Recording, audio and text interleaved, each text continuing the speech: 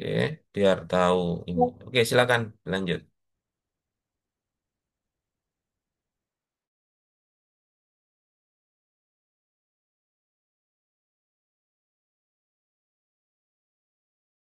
Baik, teman-teman. Assalamualaikum warahmatullahi wabarakatuh. Puji syukur kepada Allah Subhanahu wa taala karena pada pagi hari ini kita bertemu kembali dalam rangka untuk melaksanakan pembelajaran mata kuliah manajemen kepemimpinan dan manajemen keperawatan. Hari ini kita akan belajar dan akan membahas tentang SGD 7 tentang iklim dan budaya organisasi di mana kelompok untuk iklim dan budaya organisasi sudah disiapkan oleh Mbak Melania Diaz de Brito, kemudian Mbak Alfarafi Febria Mayora, kemudian Mbak Anastasia Abadini Shelan, Mbak Arsya Andri Ramadhani, Mbak Atoni, eh, Mbak Atanasio, Atanasio Antonio Corella, Mbak Ayu Nur Wahyuni, Mbak Duah Alifatin Rosalina. Ada semua ya kelompok yang hari ini paparan ya, Mbak Farah. Mohon izin Bapak untuk yang aktif cuma dua orang, saya dan juga Anastasia saja Bapak. Yang lainnya nggak datang. Enggak Bapak, untuk Nggak siapa aja pengikut yang nggak datang. Melani, ya enggak ada Bapak. Melani. Kemudian Anastasia ada, Ada Bapak. Arsia. Arsya cuti Bapak. Oh ya, maaf maaf, cuti ya dia ya. Kemudian Antanasio. Tidak ada Bapak. Em, Atana Sio dua, Tidak ada Pak. ya dua tidak ada.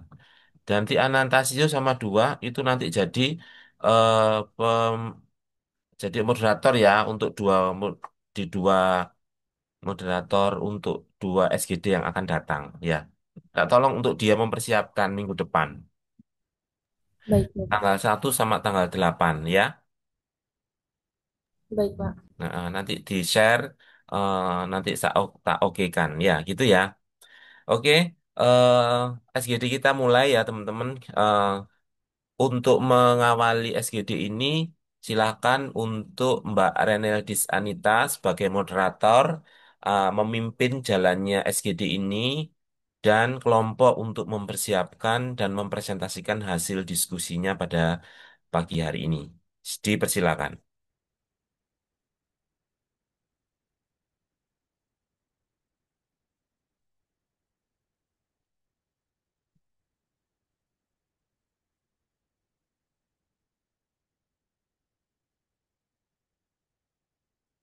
Ya kan yang mempresentasikan siapa? Mbak Reneldis, silakan di. Iya, terima kasih Bapak. Saya langsung aja ya Pak. Assalamualaikum, salam selamat pagi Bapak Nyoto dan teman-teman semua. Saya Rinildis. Di sini saya akan menjadi moderator presentasi pada pagi hari ini. Loh Presentasi ini ayo akan Pak, aku dibawakan, dinteni buaka. Seragamku mana?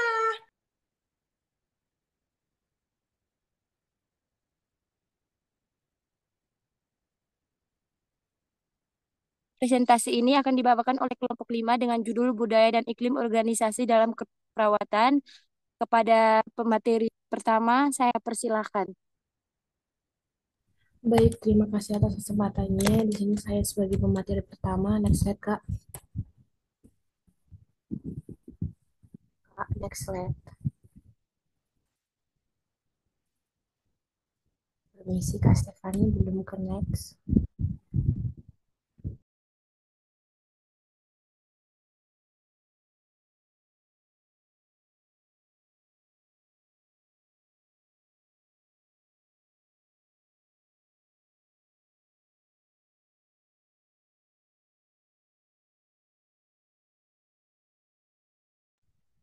Baik, di sini ada budaya organisasi. Nah, budaya organisasi adalah sistem nilai, norma, dan juga keyakinan yang dijalankan bersama dalam organisasi menurut Robin dan juga Judge 2023. Budaya organisasi yang kuat mendorong perilaku sukarela atau dikenal dengan OBC, Organization Citizenship Behavior, dan inovasi dan juga keterlibatan tinggi dari anggota organisasi.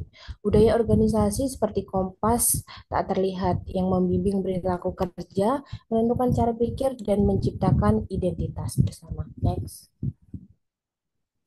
Nah, di sini ada jenis-jenis budaya organisasi. Budaya organisasi ini terdapat 6 jenis menurut Alcuin dan McGirt. Yang pertama itu ada rasional, atau fokus pada hasil dan juga efisien kerja, adu cari, atau menekankan kreativitas dan juga inovasi, clan atau konsensus, yaitu mengutamakan kekeluargaan dan juga kerjasama tim. Yang terakhir ada hierarki, yaitu mengedepankan struktur dan juga stabilitas organisasi. Kombinasi jenis budaya ini sering diterapkan agar organisasi tetap komprehensif, adiktif, dan stabil dalam berbagai situasi. Next. Nah, di sini ada indikator dari organisasi menurut Wirawan 2023 terdapat 7 indikator. Yang pertama itu ada kepercayaan antar anggota organisasi. Yang kedua ada norma sosial yang menjadi pedoman perilaku. Yang ketiga ada nilai-nilai yang dijunjung tinggi seperti kejujuran, inovasi, tanggung jawab. Yang keempat ada pola perilaku nyata yang dilakukan sehari-hari.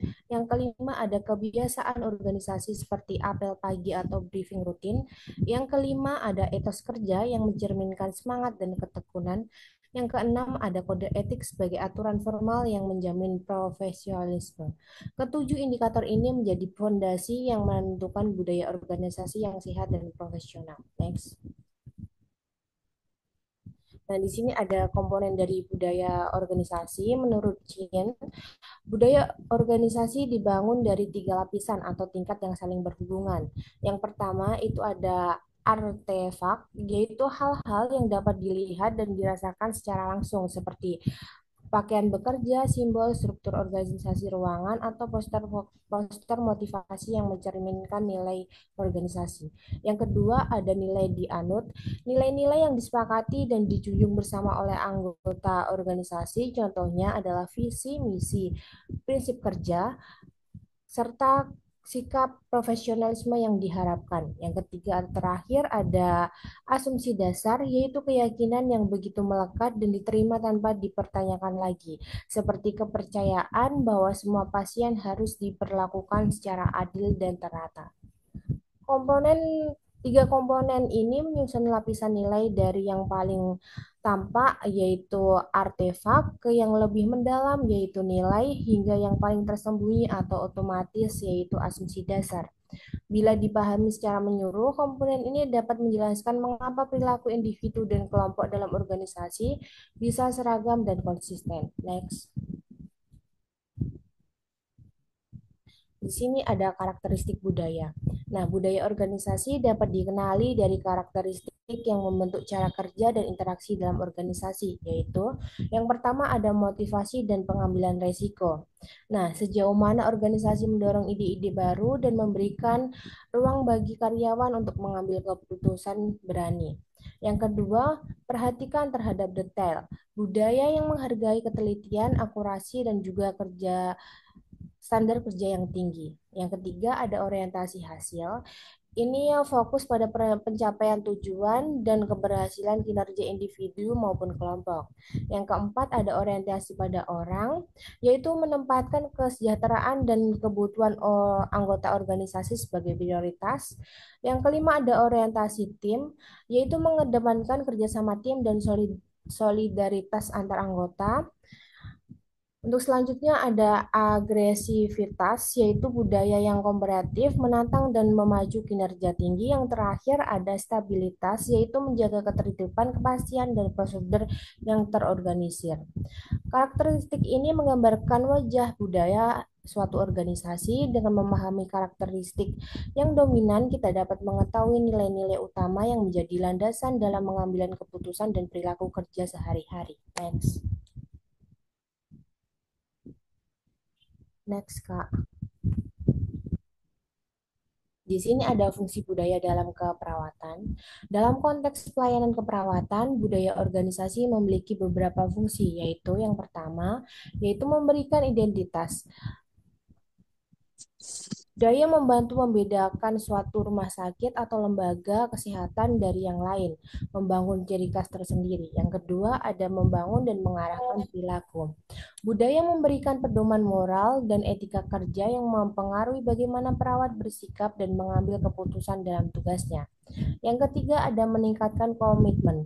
Nah, di sini ketika nilai budaya sesuai dengan nilai pribadi anggota, maka komitmen terdapat organisasi akan kuat. Yang terakhir, sebagai mekanisme kontrol sosial.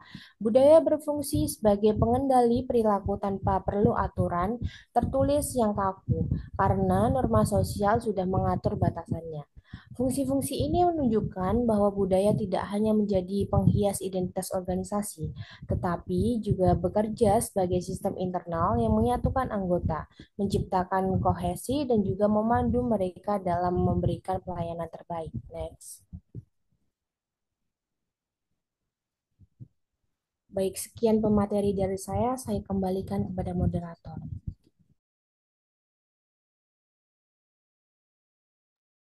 Terima kasih kepada materi pertama yang sudah memaparkan materinya.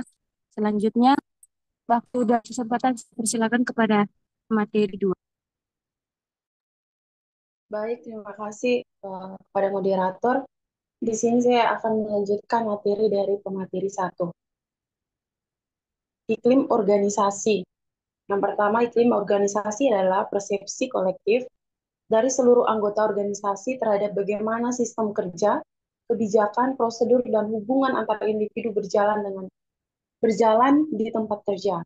Yang kedua, ada iklim ini bersifat lebih fleksibel dan cepat berubah dibandingkan budaya organisasi yang cenderung stabil dan tertanam dalam jangka panjang.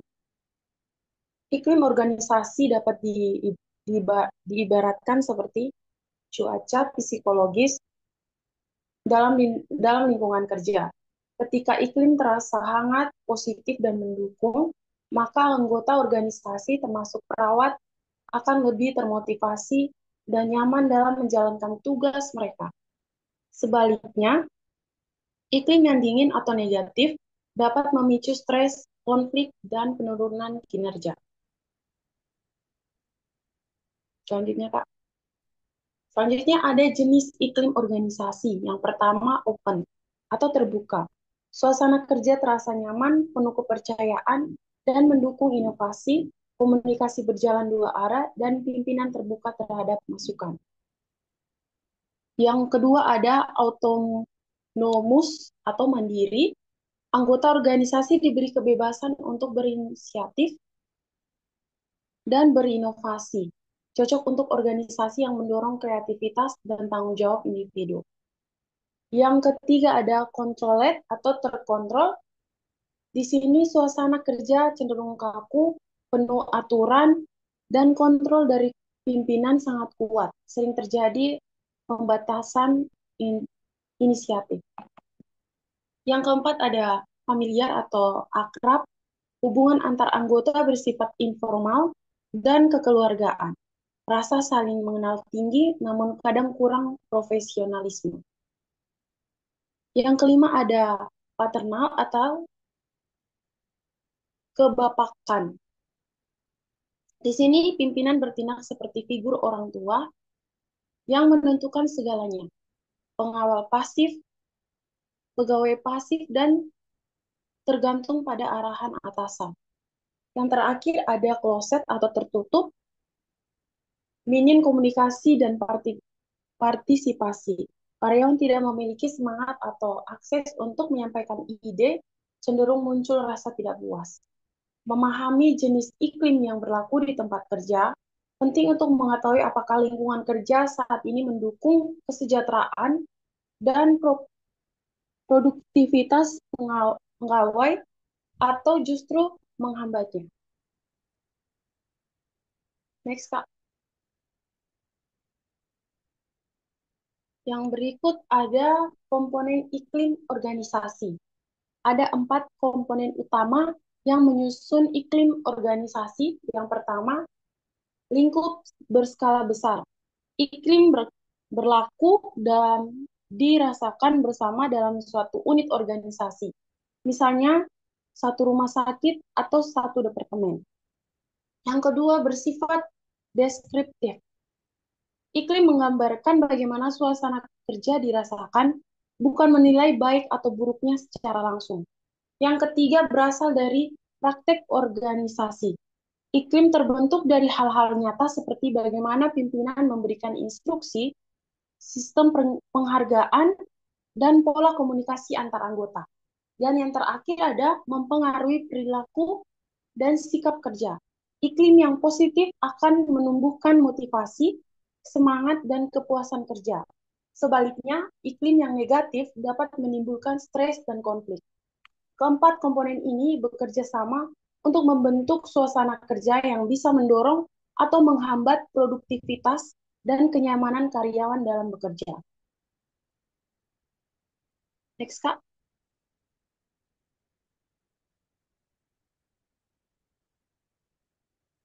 Yang berikut ada faktor penentu iklim organisasi. Yang pertama, kepemimpinan.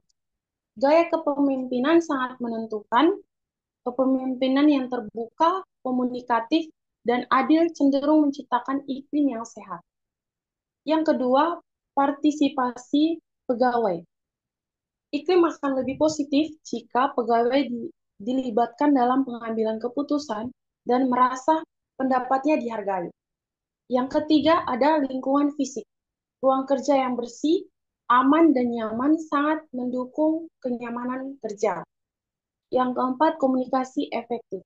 Komunikasi yang lancar, terbuka, dan dua arah akan mengurangi kesalahpahaman dan meningkatkan kerjasama tim. Yang kelima, ada sistem penghargaan yang adil. Imbalan yang sesuai dengan kontribusi akan meningkatkan motivasi dan loyalitas. Dan yang terakhir, ada kesempatan untuk berkembang, adanya pelatihan, pendidikan berkelanjutan, dan jenjang karir yang jelas membuat pegawai merasa dihargai dan ingin berkembang. Semua faktor ini saling mempengaruhi. Jika dikelola dengan baik, maka organisasi akan memiliki iklim yang positif, produktif, dan harmonis. Yang berikut ada implementasi ke dalam keperawatan. Dalam sistem kerja keperawatan, iklim dan budaya organisasi harus diterapkan melalui struktur dan pembagian tugas yang tepat. Yang pertama ada struktur SDM. Ini melibatkan kepala ruangan, ketua tim, dan perawat pelaksana yang masing-masing memiliki tanggung jawab yang berbeda. Yang kedua ada tugas pokok, meliputi perencanaan tindakan, keperawatan, pengorganisasian tugas tim, penghargaan selama pelaksanaan, pengarahan selama pelaksanaan, dan evaluasi hasil. Implementasi budaya dan iklim organisasi yang baik akan menciptakan sistem kerja keperawatan yang terstruktur, kolaboratif, dan profesional. Ini sangat penting untuk memastikan mutu pelayanan tetap terjaga. Selanjutnya, Kak.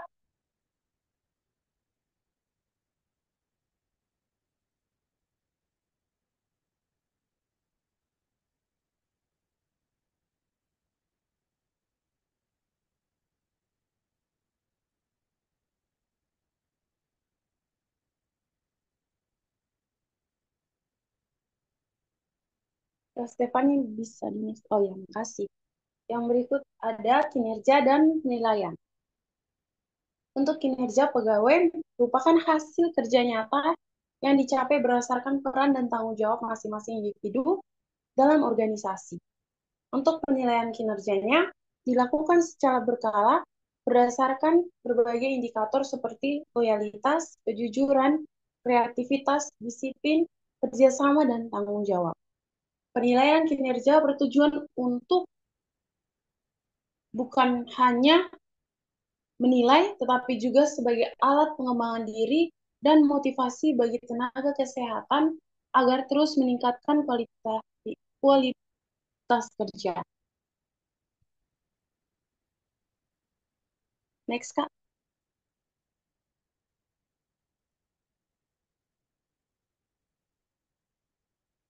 Dan yang terakhir ada pengaruh budaya dan iklim. Yang pertama itu budaya organisasi yang kuat. Di sini membentuk karakter dan identitas organisasi yang mendorong loyalitas dan komitmen pegawai. Yang kedua ada iklim organisasi yang sehat. Menciptakan kenyamanan kerja, memperkuat kerjasama tim, dan meningkatkan efisiensi. Dan yang ketiga ada kombinasi keduanya. Di sini akan menciptakan lingkungan kerja yang dinamis, harmonis, dan berkinerja tinggi. Ketika budaya dan iklim saling mendukung, maka organisasi tidak hanya efisien dalam operasional, tetapi juga memiliki tenaga kerja yang loyal, inovatif, dan produktif. Baik, sekian dari saya kembalikan ke moderator.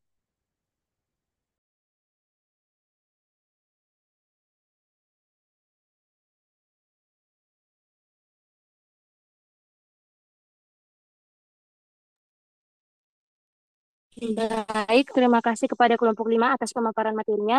Selanjutnya kita masuk ke sesi tanya jawab. Untuk teman-teman kelompok lain yang ingin bertanya, eh,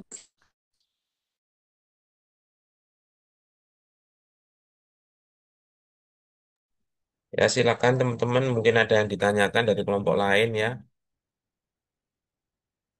Terima kasih paparannya Mbak Farah sama Mbak siapa tadi? Mbak Anas. Anastasia, Pak.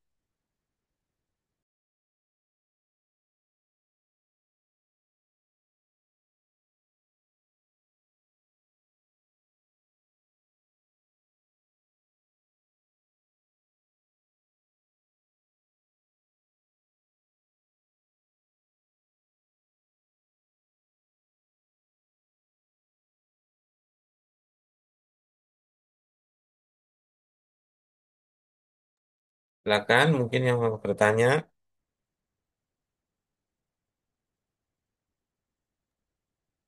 Saya Bapak, Ya, Mas Salman, silakan. tolong jelaskan peran kepemimpinan dalam membentuk iklim organisasi, Bapak.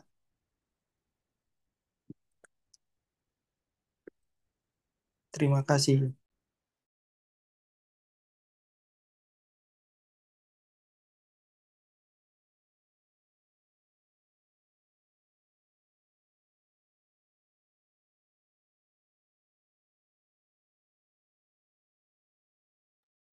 pada Ketasha silahkan ditanya.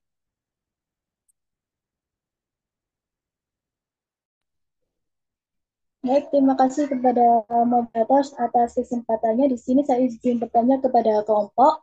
Tadi teman-teman kelompok kan sudah menjelaskan tuh banyak hal terkait budaya organisasi dan keperawatan, mulai dari pengertian, jenis, indikator, hingga fungsinya.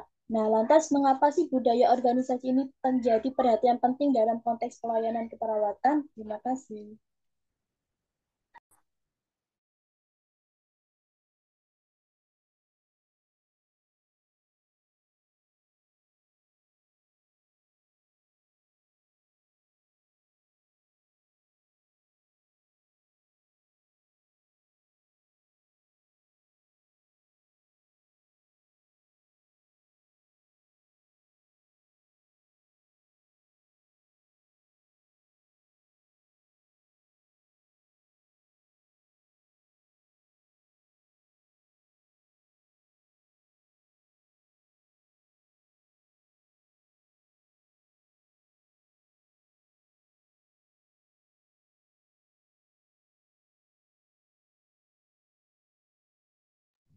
Pada Fani dipersilahkan.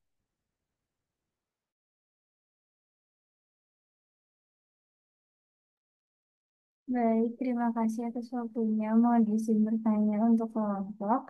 Bagaimana pengaruh iklim organisasi terhadap motivasi dan kepuasan kinerja perawat? Terima kasih.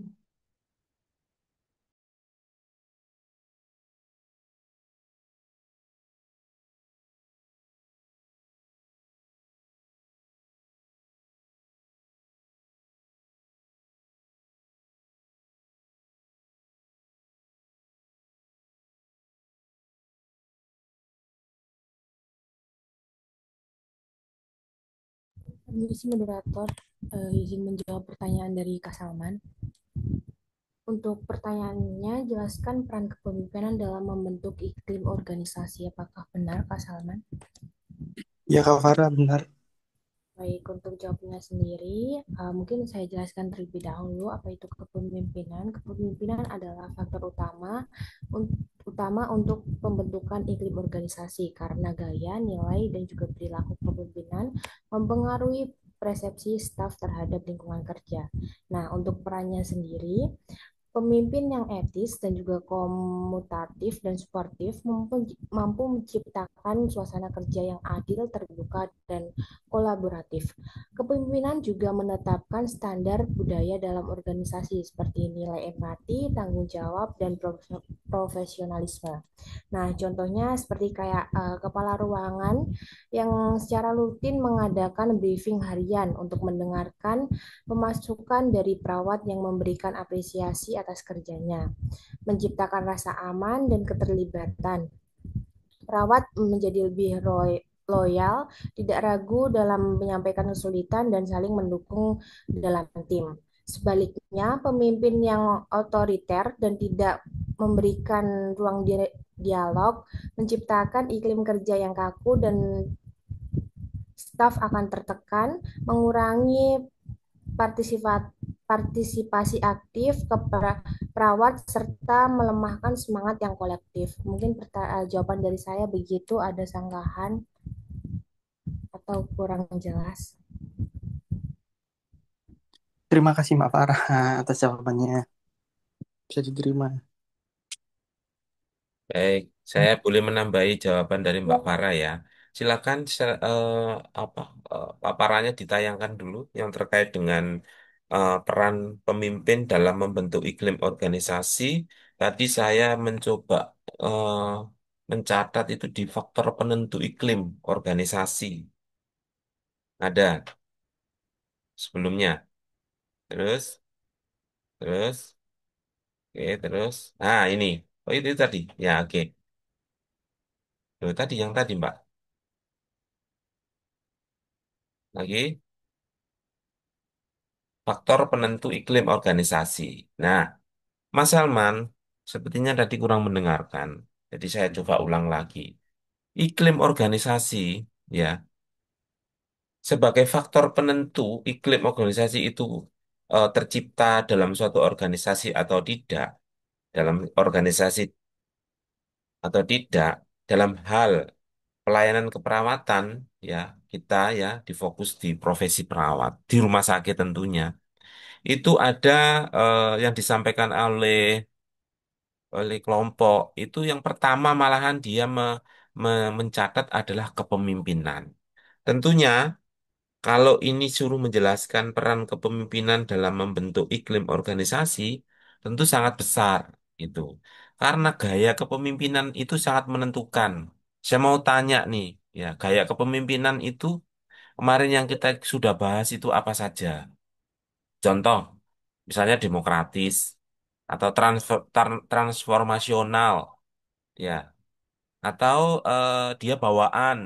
Itu sangat mempengaruhi iklim organisasi. Coba bayangkan kalau misalnya gaya kepemimpinan dia otoriter.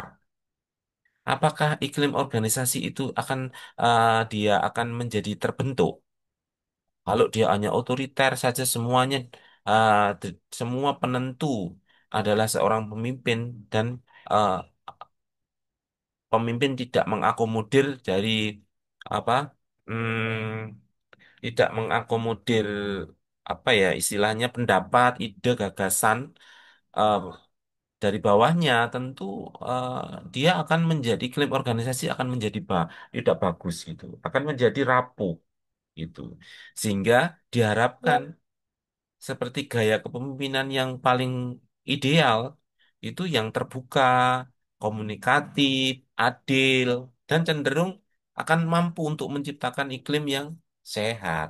Gitu. Jadi sangat-sangat penting peran pemimpin yang ditanyakan oleh Mas Salman tadi untuk menciptakan suatu iklim yang baik di suatu organisasi. Jadi sekali lagi mungkin teman-teman harus ingat dulu. Jadi satu kesatuan ya pada sebelum UAS kemarin, sebelum UTS kemarin kita sudah banyak sekali membahas tentang gaya kepemimpinan. Ya, nah gaya kepemimpinan yang terbaik itu adalah gaya kepemimpinan yang mampu untuk eh, mengakomodir ide, gagasan, dan serta pemimpin itu komunikatif serta adil gitu.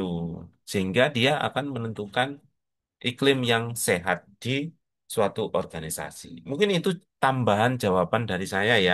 Jadi sebenarnya yang ditanyakan ini Mas Salman itu sudah ada di paparan yang disampaikan oleh teman-teman dari kelompok itu.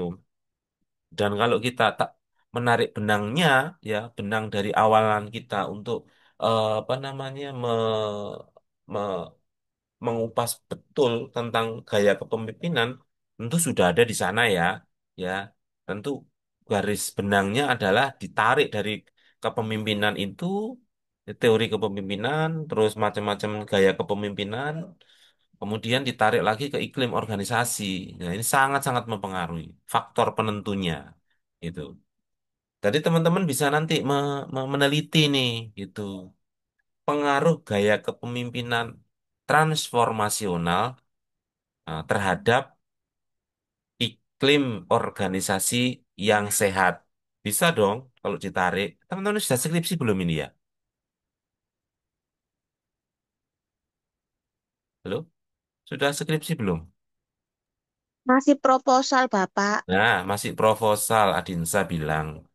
Kalau proposal kan masih ini ya apa? Kalau masih belum punya apa satu masalah itu bisa diambil. Pengaruh gaya kepemimpinan itu atau faktor-faktor yang mempengaruhi eh, penentu iklim organisasi. Nah, ini bisa diambil. Atau pengaruh atau hubungan antara gaya kepemimpinan dengan iklim organisasi. Nah, gimana? Nah, seperti itu bisa diambil. Itu ya teman-teman ya. Jadi eh, yang saya sampaikan tadi menarik benang dari teori dengan yang sekarang itu sebenarnya teorinya ada dari awalan kita bahas dengan sekarang sangat berpengaruh dan ada saling keterkaitan. Gitu. Mungkin itu tambahan dari saya. Silakan dilanjutkan diskusinya.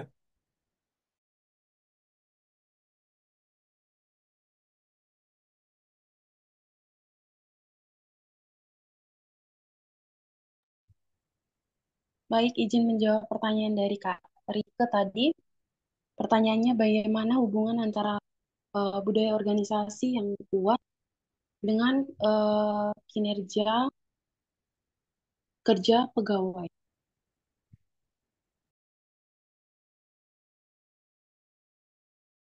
Pertama saya menjelaskan terlebih dahulu mengenai pengertian budaya organisasi yang kuat. Budaya organisasi yang kuat adalah sistem nilai norma, keyakinan, dan perilaku yang dianut secara konsisten oleh seluruh anggota organisasi. Budaya ini mencerminkan dalam cara kerja, sikap terhadap perubahan, komunikasi, hingga pengambilan keputusan. Nah, pengaruh budaya organisasi terhadap kinerja pegawainya, yang pertama itu ada meningkatkan motivasi dan loyalitas. Di sini budaya yang positif mendorong rasa memiliki dan eh, kebanggaan terhadap organisasi. Pegawai merasa dihargai dan termotivasi untuk bekerja lebih baik. Yang kedua ada mendorong konsistensi dan standar kinerja. Budaya organisasi yang kuat menciptakan standar kerja yang jelas. Pegawai itu memahami ekspektasi dan tanggung jawabnya, sehingga kinerjanya menjadi lebih konsisten. Yang ketiga ada memperkuat kerjasama tim. Di sini nilai dan norma bersama memfasilitasi komunikasi yang baik, saling percaya, dan kolaborasi antar tim. Ini berpengaruh langsung pada efisiensi kerja dan hasil yang dicapai. Yang keempat, ada adaptasi terhadap perubahan. Dalam hal ini, organisasi dengan budaya yang kuat namun fleksibel lebih mudah beradaptasi terhadap tantangan baru. Pegawai merasa aman dan siap untuk berinovasi. Dan yang kelima ada mengurangi konflik internal. Dalam hal ini, budaya organisasi yang jelas mengurangi kesalahpahaman dan konflik karena seluruh pegawai memiliki pedoman yang sama dalam bersikap dan bertindak. Jadi kesimpulannya di sini budaya organisasi yang kuat itu menciptakan lingkungan kerja yang sehat, meningkatkan semangat kerja, dan motivasi pegawai untuk mencapai kinerja terbaiknya. Oleh karena itu, membangun dan memelihara budaya organisasi yang positif adalah salah satu kunci keberhasilan jangka panjang sebuah organisasi. Baik, Kak Rike, mungkin sekian dari saya. Apakah ada sanggahan? Cukup jelas, Kak. Terima kasih. Sama-sama, Kak. Baik, terima kasih Mbak Anas. Berusaha untuk menjawab ya. Ya, jadi jawaban mungkin kalau teman penjawab mungkin tidak serta-merta dari ini ya, dari ini apa dari Google. Namun coba dibuka di paparan kembali yang tadi.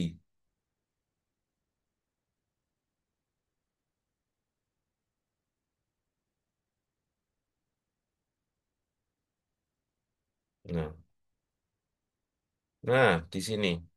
Jadi tadi yang ditanyakan siapa yang bertanya tadi yang terakhir lupa aku. Yang kedua tadi Mbak Tasya. Yang ketiga siapa? Mbak Mbak Rika. Rike. Ya, Mbak Rike ya. Betul ya. Makasih Mbak Rike. Kita catat dulu. Rike. Tasya. Ya, Mbak Rike. Sekali lagi ternyata eh, yang ditanyakan banyak itu ada di sini. Jadi faktor-faktor yang menentukan iklim organisasi itu akan menjadi baik atau tidak. Itu yang pertama tadi kepemimpinan kita sudah ulas tadi, betul ya? Kemudian ada partisipatif daripada pegawai. Semakin pegawai itu melakukan partisipasi, melakukan ide, gagasan, pasti yang positif itu ter- eh, akan dapat akan dapat menumbuhkan suatu iklim yang bagus. Apalagi dia dilibatkan di dalam mengambil keputusan sehingga dia merasa dihargai. Saya sambil contoh nih kalau partisipasi pegawai sebelum masuk ke mana motivasi dan kinerja. Seorang kepala ruangan, ya kepala ruangan, saya ambil contoh kepala ruangan, dia melakukan rapat atau dia ada satu masalah di mana ada kejadian tidak diharapkan pada pasien yang dirawat oleh Nurse Adinsa umpamanya atau Nurse Salman. Karena Dian Salman ini sebagai perawat primer yang menangani satu pasien X. Ternyata yang ditangani oleh Nurse Salman dengan pelaksananya Nurse Rike Aprilia, ternyata Nurse Rike Aprilia ini dia melakukan injeksi yang seharusnya adalah ciprofloxacin disuntikan amoksisilin. Maaf, ini enggak jangan. Yang seharusnya disuntikan amoksisilin ternyata disuntikan amoksisilin sulbactam. Beda ya. Sama-sama namanya amoksisilin, tapi beda.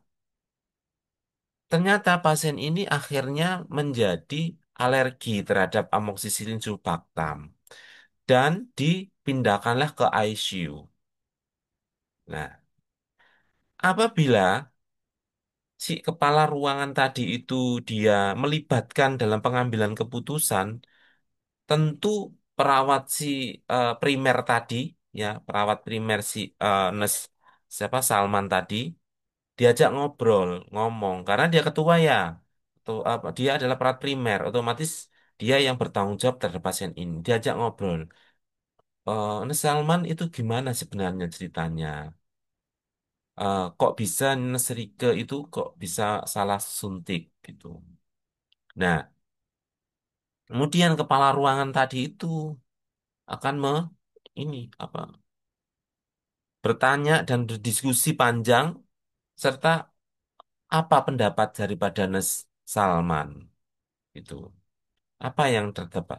Sepertinya itu mohon izin Pak Kepala Ruangan atau Bu Kepala Ruangan. Mbak dalam hal ini Nestinda Adinsa. Bahwa ternyata pada waktu itu pas dinas malam dia itu sudah ngantuk, ternyata ngantuk. Kemudian pada waktu membawa troli si Nesrike ini dia tertukar yang seharusnya amoksisilin sulbactam disuntikan kepada pasien atas nama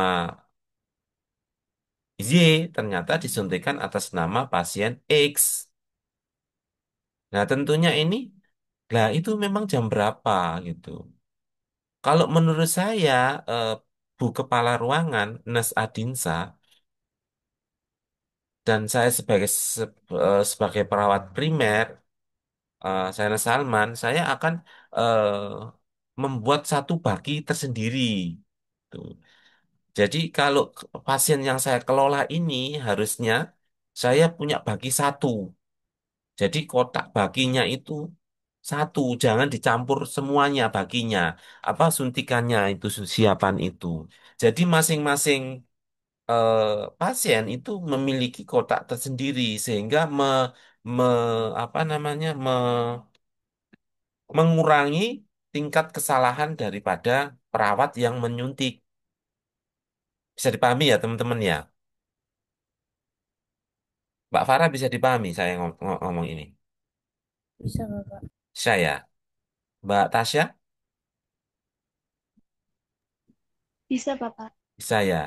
Jadi seperti itu.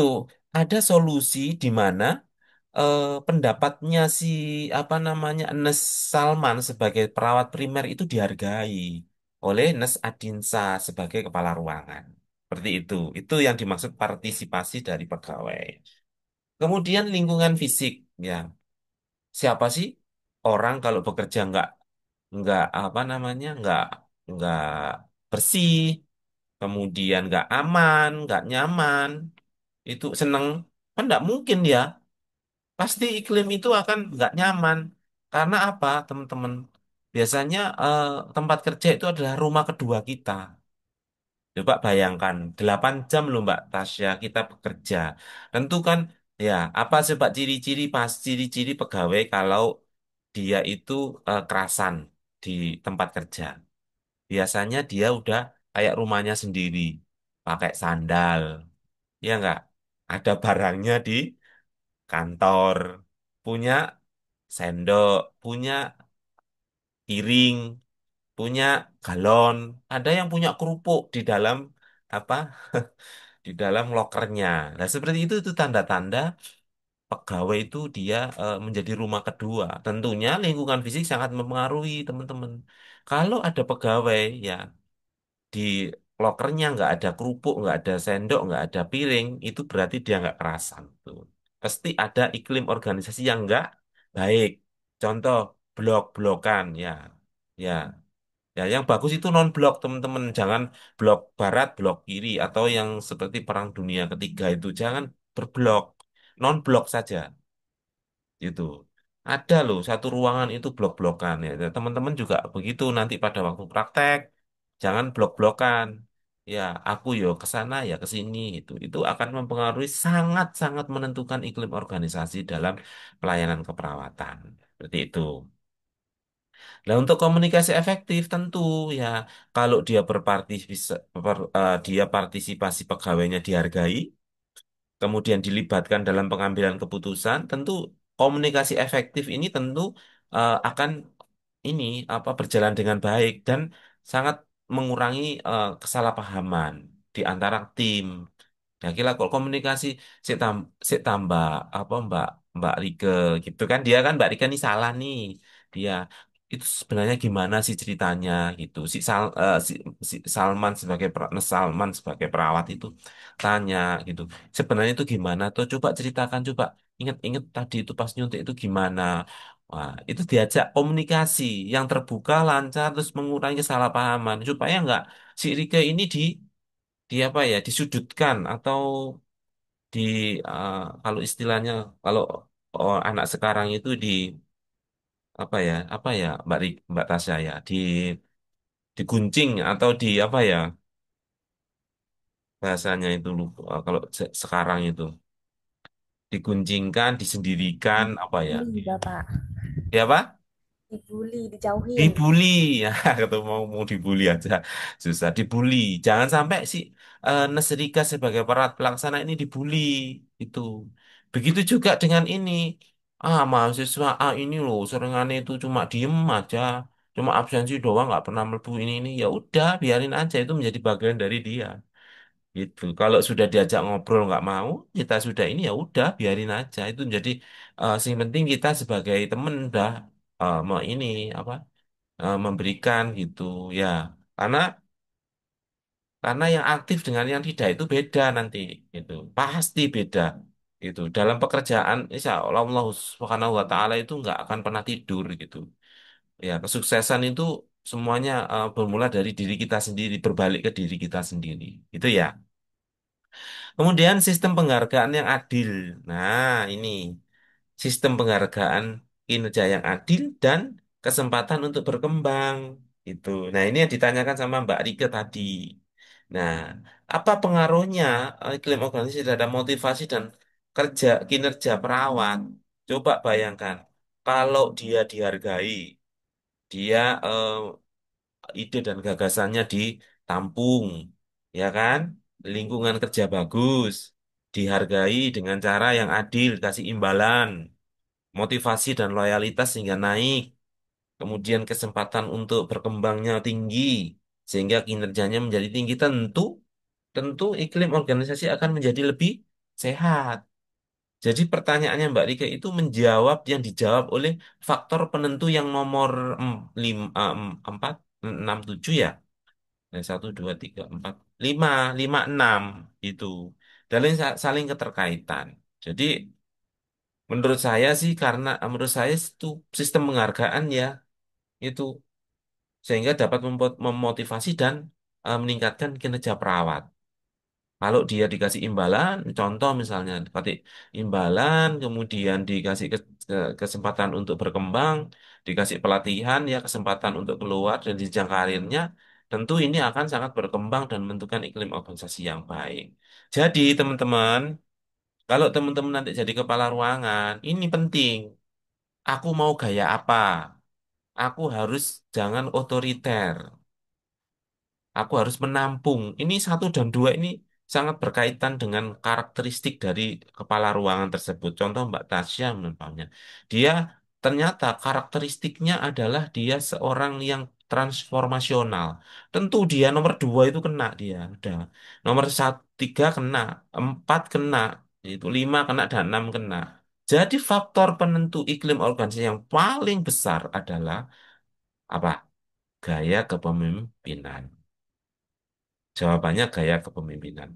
Faktor penentu iklim organisasi yang paling berpengaruh tinggi adalah, nah, itu,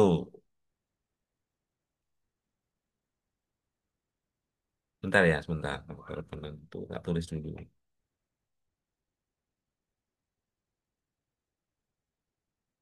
Jawabannya adalah kepemimpinan. Itu ya, diingat-ingat. Mungkin itu tambahan dari saya, dari pertanyaannya Mbak Rike.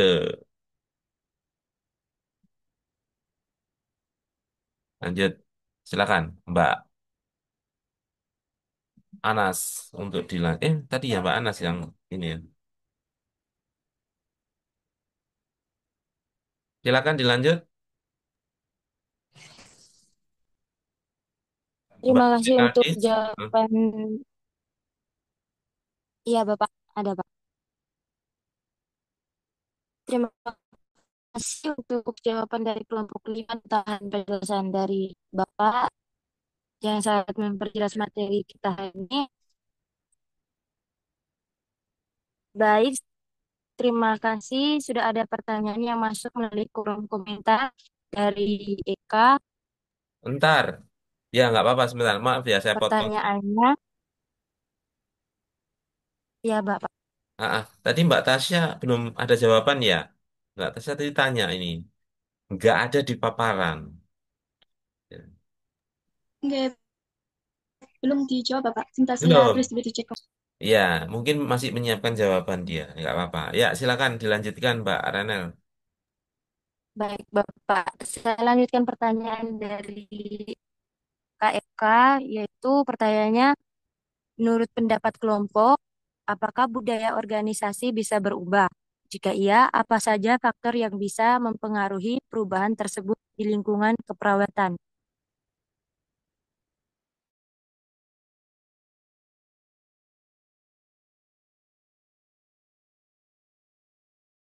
Tetap membahas faktor nih pertanyaannya ya. Apa bisa berubah nih? Gampang ini jawabannya.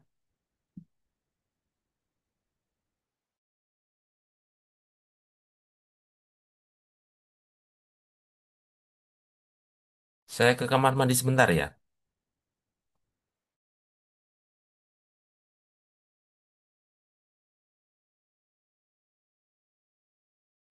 Permisi moderator, izin menjawab pertanyaan dari Kak Stefani. Untuk pertanyaannya, bagaimana pengaruh organisasi terhadap motivasi kepuasan kerja perawat? Apakah benar, Kak Stef? Halo, Kak Stefani.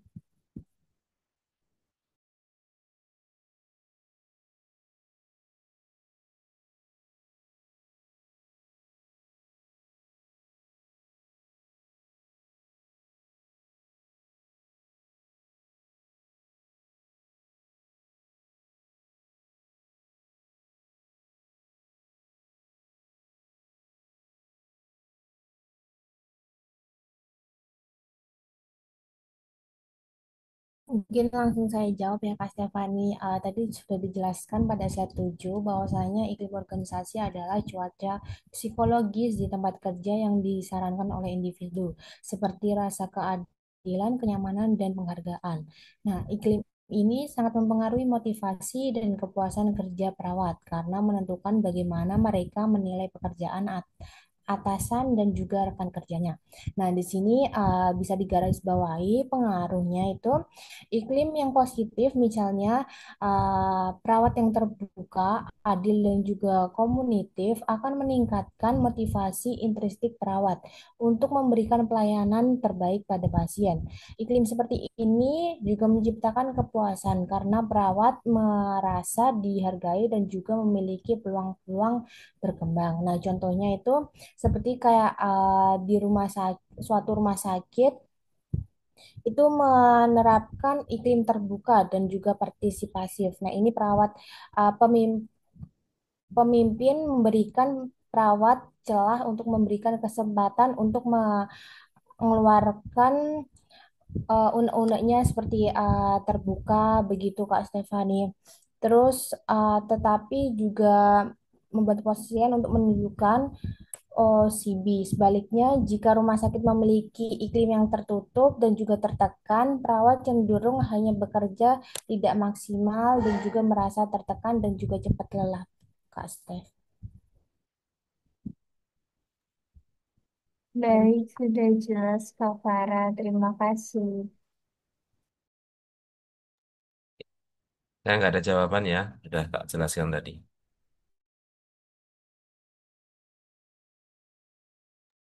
Apakah dari kelompok 5 ada yang ingin menjawab pertanyaan dari kelompok lain? Ada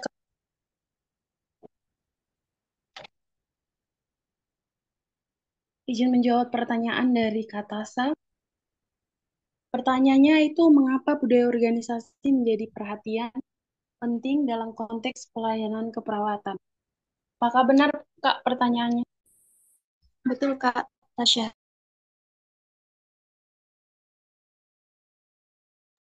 Baik, izin menjawab.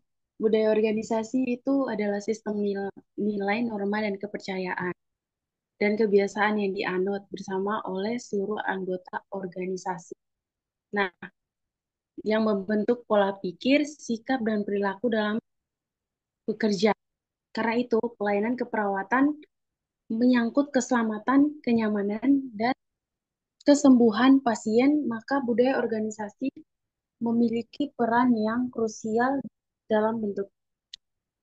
Ada beberapa hal di sini. Yang pertama itu ada perilaku profesional perawat.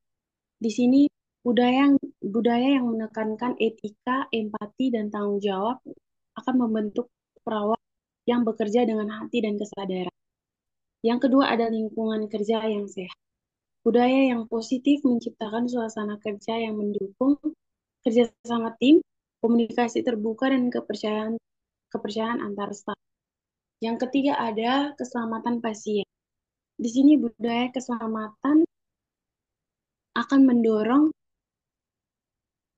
pelaporan insiden atau kesalahan tanpa rasa takut sehingga sistem bisa diperbaiki segera.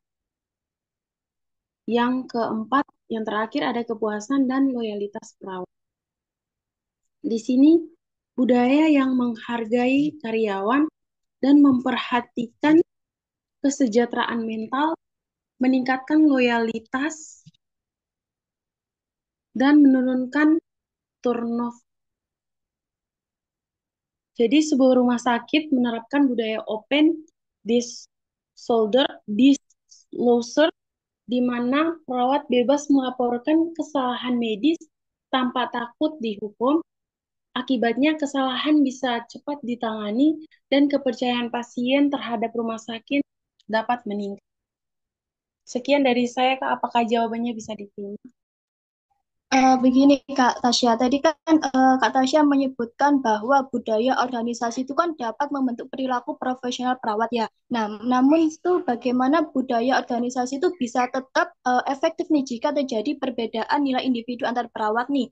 Misalnya karena latar belakang budaya yang berbeda-beda. Nah, nggak mungkin dong satu rumah sakit yang begitu besar dengan berbagai macam bentuk manusia itu berasal dari satu saja latar budaya. Nah, mungkin itu sanggahan dari saya Kak Tasya. Terima kasih.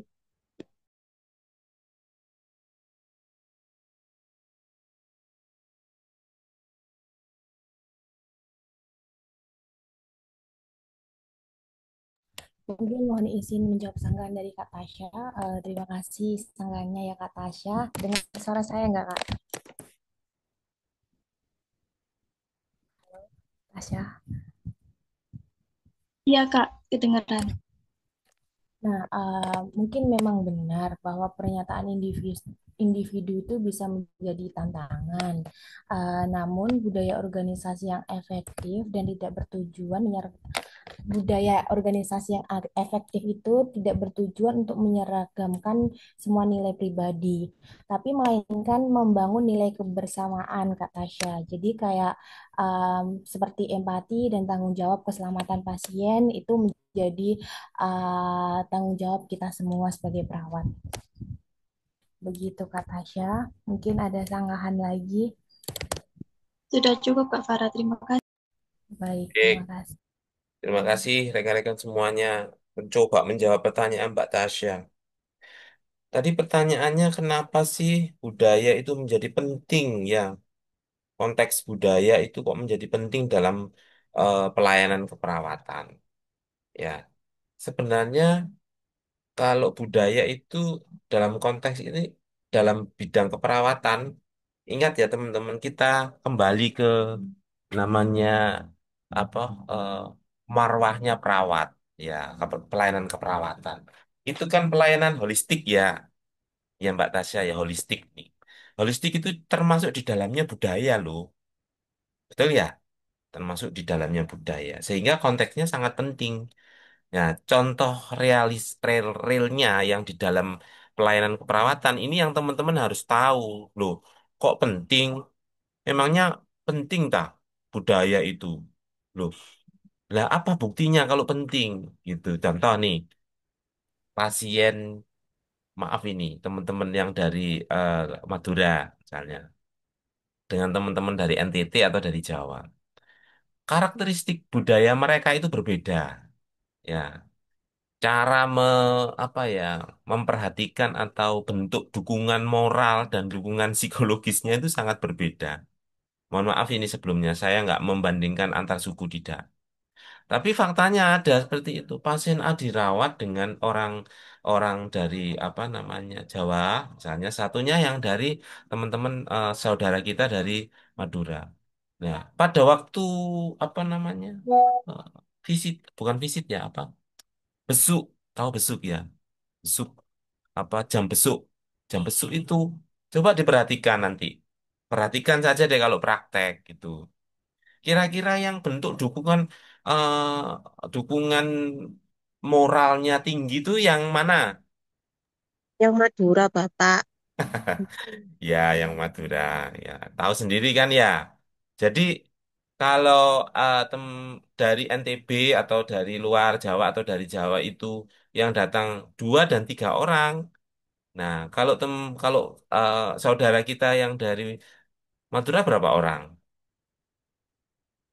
Satu kampung, Bapak. Mbak Jinsa itu apa, bentuk suatu budaya ya, ya ada di paparannya sampean itu betul itu satu kampung loh, itu adalah bentuk yang sangat bagus ya, kebersamaan, loyalitas yang sangat dihargai dan tidak ada dimanapun gitu itu. Kenapa? Karena tingkat solidaritasnya dan tingkat rasa memilikannya terhadap sesamanya itu sangat-sangat tinggi gitu. Dan itu kita harus memperlakukan ya, janganlah kalau kita di bidang pelayanan perawatan ya kita maklumi, kita jangan marah-marah gitu. Coba diatur dulu. Nggak apa-apa sekampung masuknya ya ke ruang rumah sakit, biar rumah sakitnya tambah terkenal kan begitu ya, diambil hikmahnya. Tapi masuk ke ruang perawatannya ya bergantian, ibu bapak itu. Loh Pak, saya kan nggak bisa bahasa Madura, ya udah cari temen atau pentingnya bahasa. Nah ini budaya lagi kan, jadi kita punya penterjemah. Rumah sakit pasti punya penerjemah di dalam hak pasien dan keluarga. Standar akreditasi Kementerian Kesehatan itu ada. Kita harus memiliki apa namanya transfer atau penerjemah bahasa yang bisa misalnya tolong Bapak Ibu bisa kami atur ya untuk masuknya satu persatu atau bergantian gitu. Silakan. Nah, seperti itu kita sampaikan. Itulah pentingnya kita memahami suatu budaya. Kalau kita nggak memahami, marah kita nih. Waduh, ini gimana ini? Pasien sekampung datang bla bla bla. Nah, seperti itu. Itu pentingnya Mbak Tasya yang pertama. Di dalam segi penerapan secara nyata. Sekarang dalam segi dokumentasi, di dalam dokumentasi rekam medis itu ada. Ya Pak, saya coba tunjukkan ya. Saya share screen ya. Nah ini, oke. Saya coba ambil yang lama aja, yang bukan, bukan yang ini. Saya ambil yang praktek aja ya, yang di tempatnya saya aja yang ini. Oke. Nah, di Rekamedik. Nah, oke. Di Rekamedik ini, nah,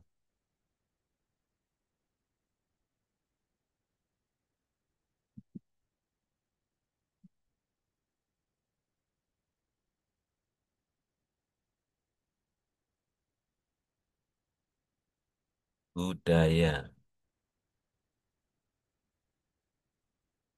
Isimri. Nah, ini. Dalam Rekamedik kita yang terbaru ya, ini saya coba bimbing kemarin teman-teman ya. Di dalam catatan edukasi pasien dan keluarga terintegrasi, itu ada budaya, teman-teman.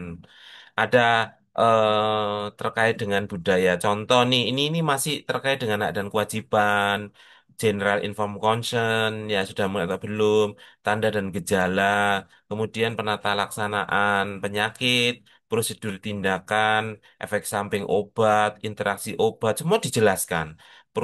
Program diet dan nutrisi, manajemen nyeri.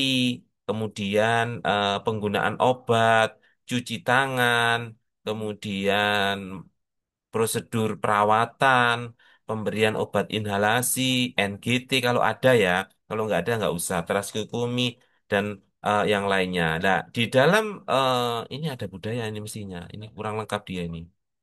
Ini kurang lengkap nih. Sebentar, saya carikan yang lengkap. Dia nggak lengkap nih. Bahan rekam medik aja deh. Rekam medik terkait dengan operasi.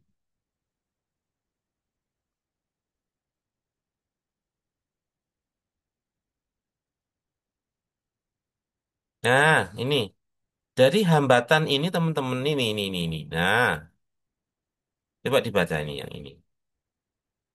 Apakah ada hambatan terkait dengan budaya? Kalau kita tadi terkait dengan tadi yang saya sampaikan tadi ya, kita contohkan teman-teman atau saudara kita yang tadi itu. Ternyata Mbak Tasya ini orang Jawa Tulen, Sendiko Dawuh, mohon izin ya, begitu misalnya. Kawulo dan lain sebagainya. Kemudian bekerjanya di Rumah Sakit Bayangkara Surabaya, di Rumah Sakit Kemenkes yang sekarang. Kemenkes itu kan deket tuh ya. Ternyata yang tadi katanya Mbak Adinsa itu datang serombongan. Nah, apa yo iku lah. Artinya, terus saya mau menjelaskan nih ke pasien itu dalam rangka implementasi. Ternyata si ibunya yang bapaknya yang sakit, ibunya atau putranya ini dia itu memang betul-betul tulen banget gitu ya sama bahasanya karena dari Sumeneb gitu didatangkan karena tidak ada fasilitas terus datang ke Surabaya nggak bisa bahasa Jawa, maaf bahasa bahasa Indonesia, bahasa general kita. Nah, tentu ada hambatan kan ya. Nah, dalam sistem pelayanan keperawatan kita, konteksnya penting itu begini. Kalau kita tidak punya penerjemah, ya solusinya penerjemah. Ya kita pasti ada hambatan edukasi. Gimana? Coba misalnya nih Mbak Farah atau Mbak Adinsya atau Mbak Tasya atau Mbak Rike atau Mas Salman eh, bisa atau bisa menjelaskan hak dan kewajiban, misalnya efek samping obat, misalnya manajemen nyeri, itu atau menjelaskan semuanya dijelaskan di sini nih. Ya, gimana cara menjelaskan tekniknya rehabilitasi? Nggak bisa menjelaskan itu. Itu ya. Mbak Tasya ya. Jadi seperti itu contohnya untuk edukasi. Oke, sekarang ke yang itu contoh yang nyata, nyata di dalam layanan yang betul-betul dia diterjemahkan langsung eh, di dalam rekam medis. Ya, betul. Kemudian ada lagi, ntar di des.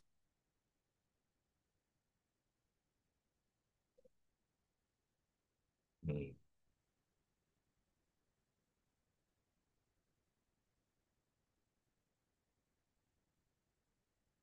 Nilai, nah ini dinilai nih. Coba di 4 tak satu nilai. Ya, ini dinilai di nomor 5 ini. Nanti teman-teman pada waktu menyusun desiminasi awal, pada waktu praktek, teman-teman akan diminta untuk melihat nilai nilai dan budayanya kita. Di mana nilainya apa sih gitu. Nah, ini masih lama, teman-teman. Nah, ini di Bayangkara, contoh saya ambil Bayangkara Surabaya. Nilai-nilainya apa sih gitu. Ada melayani dengan sepenuh hati, bersama kita bisa, saatnya kita eh, bersama kita bisa, saatnya kita waktunya kita.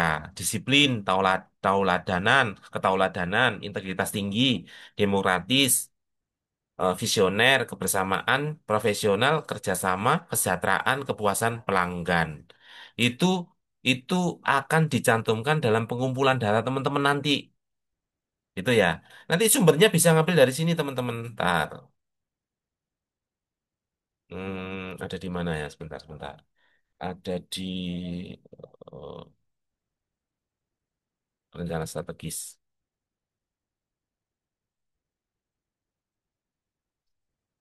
Renstra, Renstra, ntar.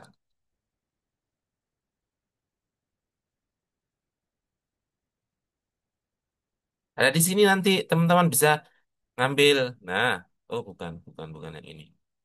Bukan yang ini rancangan, di rancangan. Nah, di rancangan strategisnya teman-teman nanti pada waktu praktek jenengan praktek di mana ya? Di Kemenkes atau prakteknya di rumah sakit A. Coba ditanya, Bu, saya boleh izin untuk tanya, renstranya kita, renstranya rumah sakit ini apa ya? Gitu. Untuk apa, Dek? Saya mau melihat visi, misi, dan tujuan. Gitu. Kita lihat di sini nanti. Nah, insya Allah ada sih di sini. Atau di yang lainnya. Bentar, Bapak sedikit lupa.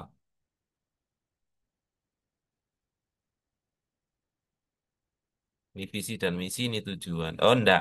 Berarti di dokumen RBA. RBA. RBA 2025. Nah, di RBA itu ada teman-teman di saya mau cari di kalau di rencana bisnisnya Bu mungkin gitu. Boleh Bu, saya mau mencari yang untuk nilai dan budaya gitu. Ntar nilai dan budaya. Nah, ini ada. Ntar ya Kak sedikit saja cepat ya. Visi misi program. Nah,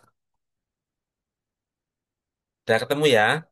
Nih, nanti teman-teman kalau sudah bekerja nih, sudah bekerja, diminta lagi budaya lagi.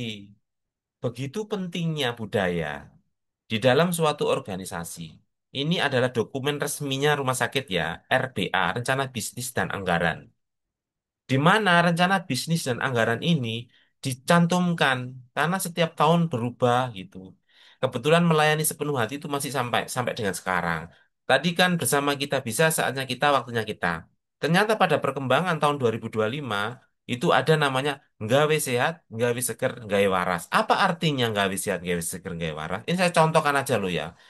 Ya, contoh semangat dalam melayani pasien dengan harapan Rumah Sakit Bayangkara Surabaya menjadi solusi kesehatan, kesegaran, dan kebugaran bagi anggota, khususnya anggota Polri dan masyarakat umum. Contoh seperti itu. Ya, oke. Saya coba lagi. Ya, ini di paparan saya ada. Ntar, saya buka dulu.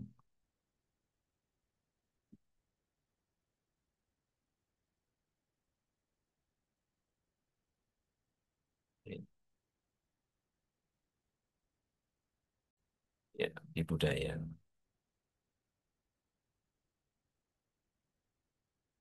Di budaya kerja.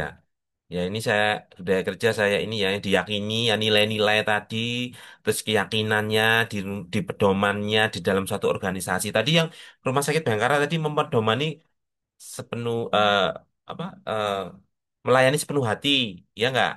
Kemudian bersama kita bisa saatnya kita waktunya kita kan begitu. Kemudian ditambah lagi nggak sehat, nggak seger, nggak waras. Jargon-jargonnya apa untuk menumbuhkan suatu iklim organisasi yang baik. Itu. Nah, ini pentingnya organisasi. Ini implementasi harus tahu visi misi dulu. Ya sama ya di dokumen tadi kan ya. Penting ini teman-teman. Jadi apa sih yang ingin dicapai gitu. Nilai-nilai apa yang diyakini. Ya kalau Bayangkara itu meyakini itu nggak bisa sehat, nggak seger, nggak waras. Ya perilakunya bagaimana, kompetensinya apa dan tindakan itu runtutannya untuk mengimplementasikan budaya kerja itu seperti ini. Gitu. Nah, apa sebentar ya ini visi misi saya nggak karena waktunya nggak cukup. Nah, ini coba. Nah, ternyata value-nya ya nilai-nilainya amanah. Saya contohkan jangan Rumah Sakit Bayangkara deh, yang lainnya yang kedip-kedip itu. Menjalani tugas kewajiban dengan penuh tanggung jawab untuk memperoleh hasil yang optimal. Nanti teman-teman di dalam praktek station manajemen itu juga membuat value, membuat nilainya bagaimana, membuat visi, membuat misi. Ya, apa umpamanya?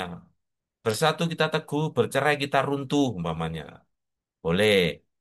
Atau bersama kita bisa, tidak bersama kita runtuh umpamanya. Monggo silakan. Silakan pandangan dari nilai teman kelompoknya itu bagaimana. Ya kalau betulan ini amanah jamaah gitu ya. Saya ambil dari Islam. Ya, jamaah bersinergi dalam menjalani tugas dan kewajiban. Nanti teman-teman membuat visi nih. Visi menjadi klinik atau rumah sakit Islam yang unggul dalam pelayanan dan kinerja boleh. Visinya apa kelompok? Apa ya? eh, mencari ilmu yang berkah dan barokah melalui praktek manajemen yang solutif umpamanya. Itu. Kemudian contohnya lagi. Nah, ini detailnya. Jadi setelah teman-teman nanti membuat ini, didetailkan ya, bukan hanya slogan doang. Didetailkan. Bagaimana pendetailan? Oh, kalau saya contohkan amanah. Kalau tadi kan sudah ya, contohkan di Rumkit. Nah, kalau amanah menjalankan tugas dan kewajiban dengan penuh tanggung jawab untuk memperoleh hasil yang optimal melalui bagaimana profesional dalam menjalankan tugas, memegang teguh komitmen, dapat dipercaya, jujur dan bertanggung jawab, serta menjadi tauladan yang baik bagi lingkungan. Nah, bagaimana dengan jamaah bersinergis dengan menjalankan tugas dan kewajiban, bekerja sama secara rasional dan sistematis dalam kebaikan menuju keberhasilan, saling mengingatkan dengan santun, bekerja sama dengan kepemimpinan yang efektif. Ini salah satu contoh, teman-teman. Dua contoh saya sudah sampaikan. Jadi nanti teman-teman harus membuat nih, jangan buat nih visi, misi, sama nilai dan budaya. Itu ya. Saya contohkan itu. Nanti setelah itu akan terbentuk di dalam internalisasi budaya sebuah blueprint akan terbentuk itu ya. Oh, bagaimana kita sepakatan endingnya itu mana? Ya, puncaknya itu akan bagaimana? Itu akan seperti piramida ya, bawahnya besarnya sehingga kita mencapai dalam satu tujuan. Seperti itu. Nah, ini tadi sudah ya jamaah yang dilakukan kita ya tentu mulai proses perubahan dari diri sendiri, bukan orang lain. Ya, kita sendiri-sendiri maunya bagaimana. Kemudian ya jangan dipaksa perubahan itu. Sing gak melok kuliah ya wis Jarno. Ya, sing kuliah cuma gaya syarat absensi dan masuk tok ya wis monggo. Itu. Kan begitu. Karena perubahan itu harus kita ini. Terus harus menciptakan antusiasme pada diri kita sendiri. Aku hari ini kuliah mau presentasi aku harus bisa antusias ya, harus semangat gitu. Kapan lagi gitu. Saya harus bisa menyerap ilmu misalnya seperti itu. Kemudian apa sih? Oh, rencana besok kedua sudah ditetapkan bahwa nanti moderatornya adalah yang pertama Mbak Anta Nasio untuk minggu depan dan yang kedua Mbak Dua untuk moderator yang terakhir. Nah, itu kita sudah kembangkan rencana-rencana perubahan. Oh, setelah teori ini, saya belajar ini saya harus mempersiapkan. Ya, kira-kira saya mau membuat ide apa dengan visi, misi dan nilai kepada kelompok saya. Gitu. Jadi silakan untuk mempersiapkan itu supaya nanti pada waktu teman-teman itu praktek tesnya manajemen keperawatan, stasenya manajemen keperawatan ndak kupu. Aku udah pernah kasih pelajaran ini enak udah ini itu. Dan saya sudah nulis inilah yang akan saya usulkan ke teman-teman kelompok seperti itu. Dan enak. Kenapa teman-teman harus mulai sekarang? Karena apa? Waktunya untuk menyusun desiminasi awal itu singkat loh teman-teman. Hanya 1 minggu loh. 1 minggu itu banyak sekali yang harus diisi dan harus berbagi nanti. Bab 1 Mbak Tasya, bab 2 Mbak Adinsa, bab 3 Mbak Farah, terus bab 4 Mbak Anas umpamanya. Dibagi-bagi itu nanti ada pembagian tugas sesuai dengan bahan kemarin organisasi. Ada dua apa yang mempengaruhi suatu organisasi. Apa? Siapa yang ingat? Satu, departemenisasi, ya. Dua, pembagian tugas wewenang. Betul ya? Kegiatan. Tuh harus ingat-ingat. Kemudian cari dan terima kritik. Ya, dikritik ya kita harus terima. Ya, jangan emosi. Ya, namanya kritikan itu adalah untuk perbaikan kita ke depan. Ya, contoh. Misalnya Mbak Adinsa dikritik oleh Mbak Tasya, ya terima aja. Biasa kalau kritikan itu biasa. Dan kalau bisa bagus, kenapa kita kita terima gitu. Dan itu kini untuk membina atau mendidik kita untuk bisa menerima suatu kritikan, baik itu baik maupun enggak.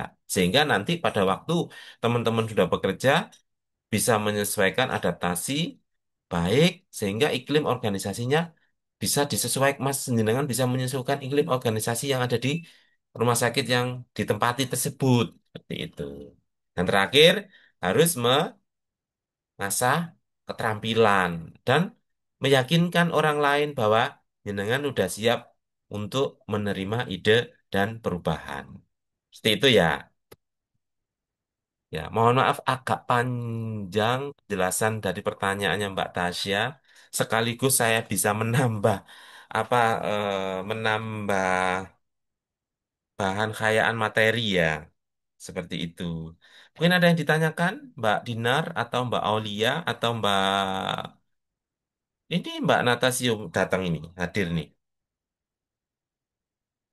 Bapak mohon maaf itu bukan Mbak, tapi Mas. Oh iya, mohon maaf Mbak ya. Mas ya, Mas Anatasio ya. Ya, Mas. Maaf maaf. Mas Anas, panggilannya apa? Mas. Mas Anton. Oh, Anton, Mas Pak. Anton. Ya, ya. Mas Anton bisa buka buka kamera. Enggak, kamera juga boleh. Buka suara enggak?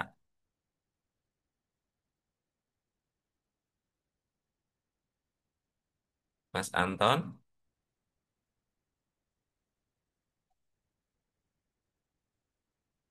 Halo, Mas Anton. Halo, Mas Anton.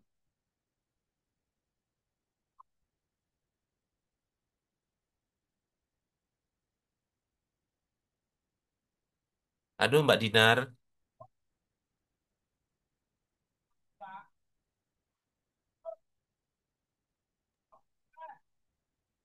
Iya, Bapak. Ya, Mbak Dinar ada pertanyaan. Untuk saat ini belum ada, Bapak. Baik. Mbak Aulia ada pertanyaan.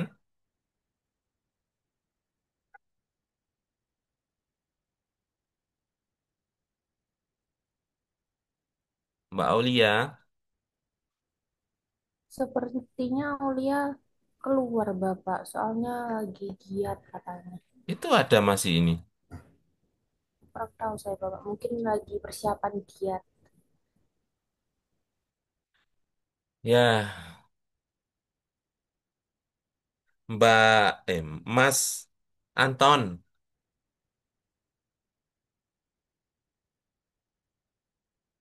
Mbak Duah ada. Dia, Pak. Oh, itu dia namanya. Mbak Dia ada?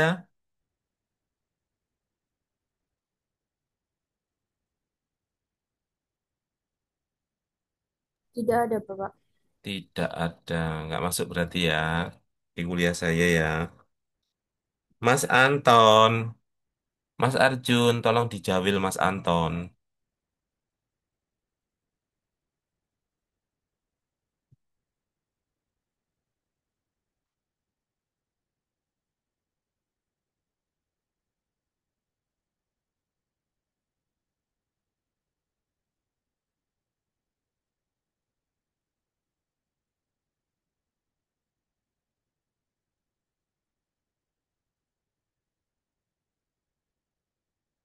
Mas Anton. Ada kan ya, Mbak Farah? Ada Bapak. Udah. Boni, Bon. Namanya siapa panggilannya? Bon. Iya Bapak. Bon. Halo, Bon.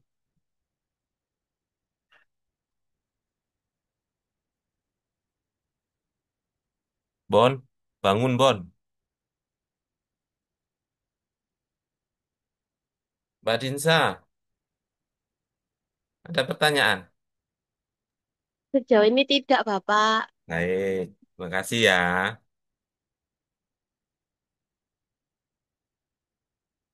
Ini Dias ada ya, Melania Dias. Ini yang dia itu bukan? Beda Bapak. Melani yang atas yang Bapak sebut tadi. Juga kelompok saya juga Oh, datang. datang. Akhirnya datang ya, Mbak Melani.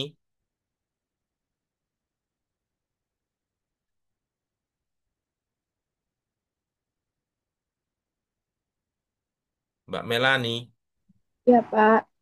Gimana? Tadi ada apa ya, Nak ya? Yang kok terlambat tadi. Bisa dikonfirmasi.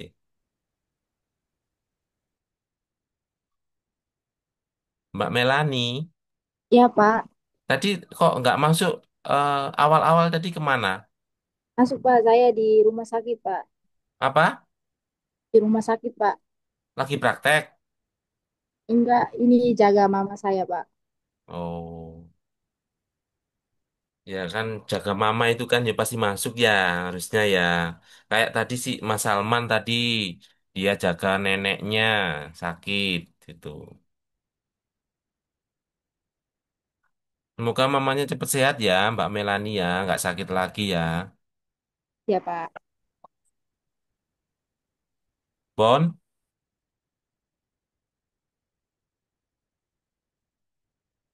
Bon, bangun Bon. Mbak Farah, Bonnya nggak bangun. Mungkin ada yang satu kos sama Boni. Nggak ada ya? Ketiduran, Kak. Ya, ya, ya, ya, nggak apa-apa udah Bon. Silakan tidur. Udah Mbak Anas ya? Nggak ada ya? Saya sampai jam berapa Mbak? Sudah selesai Bapak, lebih 9 menit. Lah, wong masuknya tadi lo lebih kok. Oke, saya mau sampaikan lagi yang tadi ya. Cek, sebentar. Bukan. Mana ya? Oh, ini. Oke, ini mau coba saya sampaikan yang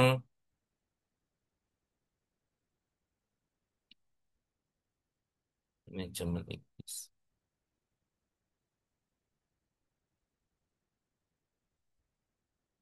Yang praktek. Ya, nanti teman-teman ya, saya spill sedikit-sedikit biar nanti teman-teman praktek nggak bingung. Nanti membuat, kan tadi tadi ada pertanyaan kuesioner yang kepuasan ya.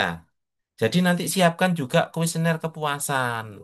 Ini saya coba dia membuat kuesioner terhadap pasiennya. Oke ya, bisa dipahami ya.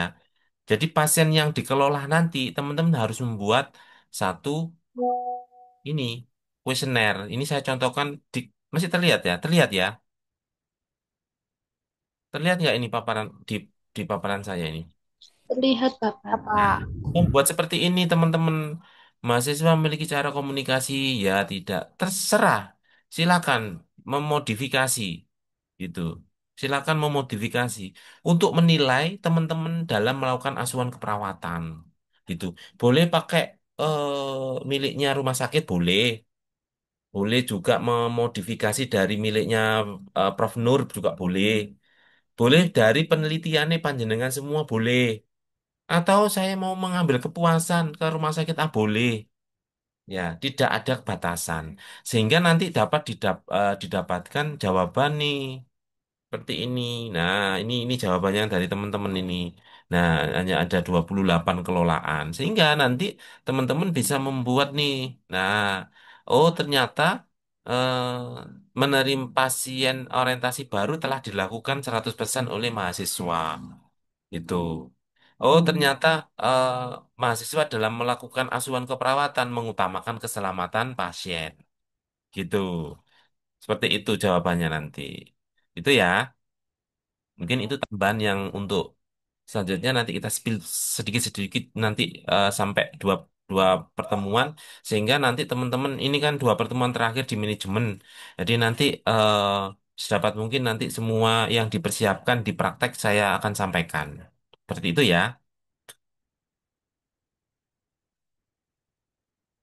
Mungkin itu teman-teman ada pertanyaan sebelum kita akhiri pada siang hari, sore pagi hari ini. tidak ada Bapak. Sudah cukup ya. Cukup. Baik, kita akhiri rekan Pak. dalam. Cukup ya? Clear. Baik. Terima kasih rekan-rekan semuanya. Kita akhiri pada pertemuan pagi hari ini.